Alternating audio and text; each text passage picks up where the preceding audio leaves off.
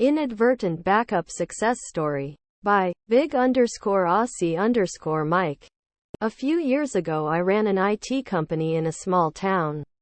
Pretty much a one-stop shop for business IT and security. One of the services I offered was automated off-site backups over the internet.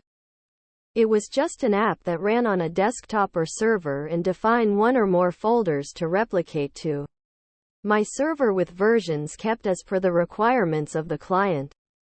My server was also backed up to tape with dailies rotated through 2 weeks and monthlies kept for 12 months.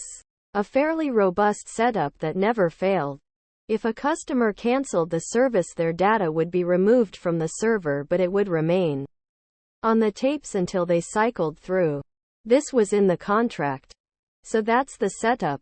Here's the story. I had a customer who was an accountant who looked after quite a few charities amongst many business clients.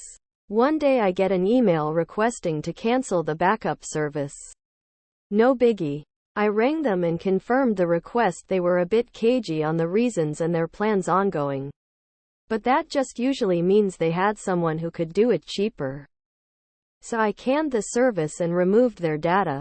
3 days later their office explodes and burns to the ground. Being a small town, people know people, and I hear pretty quickly that the fire is being investigated as arson, and rumors swirl of dodgy practices. I get a visit from the detectives the next day and I tell them all about the backups and how they were cancelled and the data deleted, but a copy still exists on tape. After a bit of legal wrangling, I retrieve the data and hand it to the detectives and do a statement.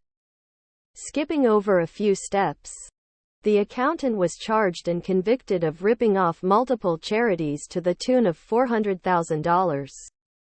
They thought they had covered their tracks with the fire and canceling the backups, but forgot about the tapes. Because of that data, the detectives were able to build a very strong case.